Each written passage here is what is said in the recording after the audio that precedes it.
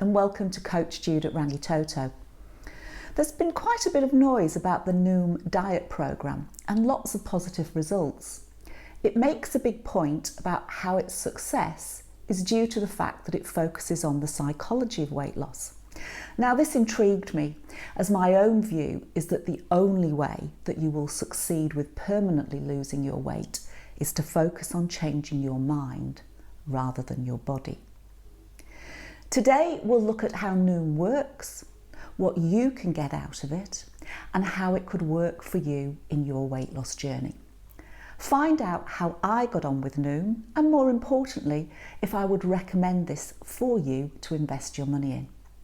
Stay tuned to find out the good, the bad, and the ugly.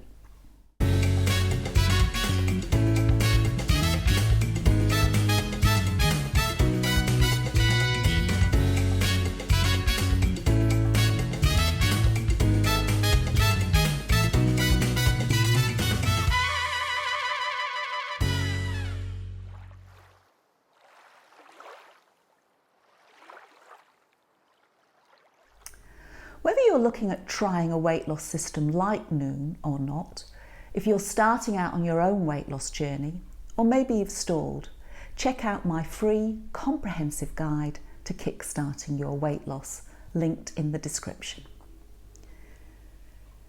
I should say at the outset that this review is based on just a 14-day trial, which I believe doesn't give you access to the full programme like the group coaching. In addition, the community support wasn't available when I did the trial. I was told a new version would be coming soon. Now, if you want to try Noom out, you can sign up for a free 14-day trial. After that, I was offered a subscription of £59 for 3 months. This is pretty competitive with other diet systems out there like Weight Watchers and Slimming World, and much cheaper here than the US. However, from my research, it would possibly appear that what you are charged varies. Anyway, so what makes Noom different? With Noom, there are 3 parts to being successful according to their documentation. You must log all your food in the Noom database. You weigh yourself daily, and you do your daily Noom lessons. If you do all of these things every day, you get a Noom coin. This is basically a gold star reward for following the programme. The blurb says that typically their clients lose £1 for every 5 coins they earn.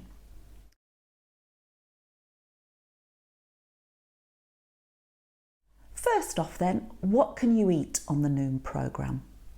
Well, essentially nothing is off limits, and they make the point that restrictive diets don't work. However, Noom does restrict the calories that you can eat by providing you with a daily calorie range that you should try to stay within. They also nudge you into eating healthy food by categorising them by their calorie density. The idea is the less calorie dense foods fill you up more than the high calorie dense foods, mainly because of the water content. Think of a grape versus a raisin.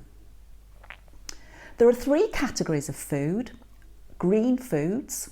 These include most fruits and vegetables, as well as fish, seafood, and wholemeal grains like bread and pasta, as well as non-fat dairy. They typically have no more than 1 calorie per gram. They recommend getting about 30% of your daily calories from green foods. The yellow foods, these typically have between 1 and 2.4 calories per gram. In this group, you'll find lean meats like chicken, pulses, low-fat dairy, avocado, and quite a lot of ready-made salads like coleslaw and Caesar salad. You should aim to get about 45% of your calories from these foods. Last is the orange group. It used to be red, but they decided this communicated prohibited, so they've changed it. This is the group where you will find all the foods that likely got you to the place where you want to lose some weight.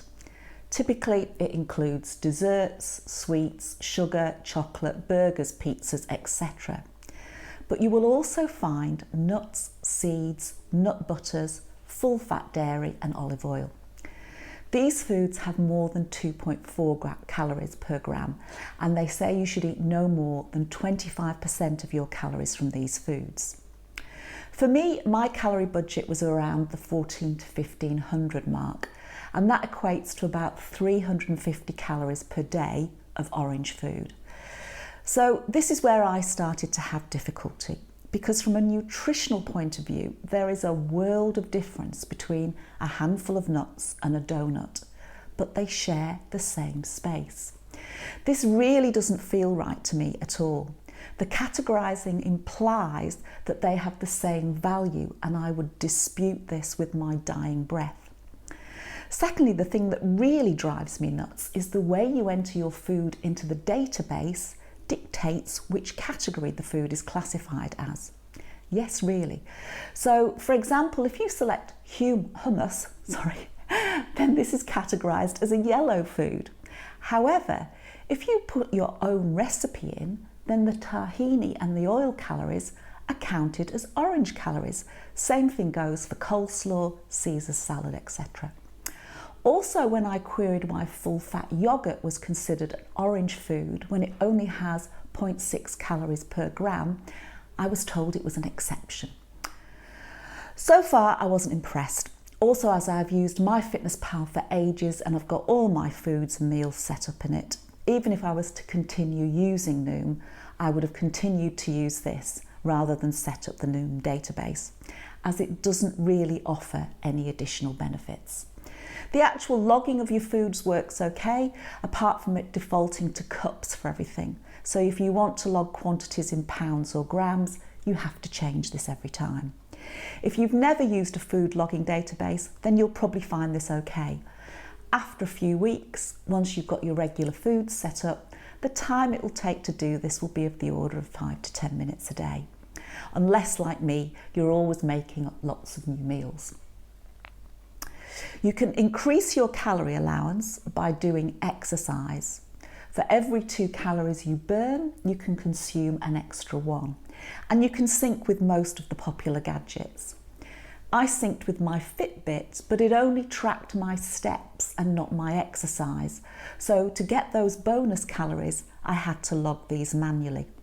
Now, to be honest, I didn't query this, so there may have been a solution, because I wasn't particularly bothered about tracking my calorie intake, so I didn't follow this up. So the second pillar of being successful with Noom is weighing yourself daily. Now, this was a bit of a shock, as it's the first diet program I've come across that recommends this. Most recommend weekly weighing only. However, there is scientific evidence to back this up. In fact, the evidence suggests that people that weigh themselves twice a day are much better at maintaining their weight. The logic behind this is that it helps you lose your anxiety around weighing yourself and gets you used to your normal fluctuations. In addition, knowing that you're going to get on the scales next morning has the potential to help you make better choices the previous day, especially if you're tempted to overeat. In theory, I can see that this has merit, but as there's no one going to make you stand on those scales next day, typically what I do is body swerve them. In fact, the only time I don't get on the scales the next day is when I'm pretty certain they ain't going to tell me anything that I want to know, that I've gained weight. The question is, if I did make this a daily habit, would it have a positive effect? It could. Facing the music and seeing that I've gained weight for me is more likely to mean that going forward, I would think twice before I overate. However, I could also see that it could cause so much confusion and frustration that you throw in the towel and give up completely. Conversely, sometimes when I have overeaten, I've still lost weight, and I have taken this as a sign to keep eating. That's typically when I start heading in the wrong direction for a very long time. So on balance, do I think this is a good strategy or one that may be harmful? It's difficult to say, and I suspect it may be different for all of us. I would suggest trying it maybe for a few weeks and evaluate how you feel about it. The third pillar of success is doing your Noom lessons. Every day you get 3 or 4 short lessons, including quizzes, to help you look at things differently. The lessons cover how the programme works, getting you familiar with which foods fit into which categories, for example.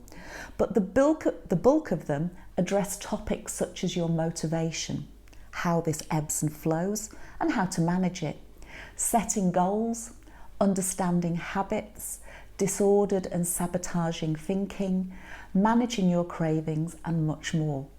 These are short and easy to digest, and they seem to be trying to make the lessons light-hearted and fun.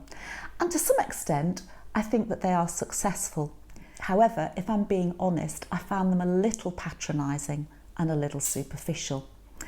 Again, I only did them for the first 2 weeks, so my comments may be a little unfair. Also, I've spent the last 8 years or so researching a lot of this stuff, so the material was not new to me.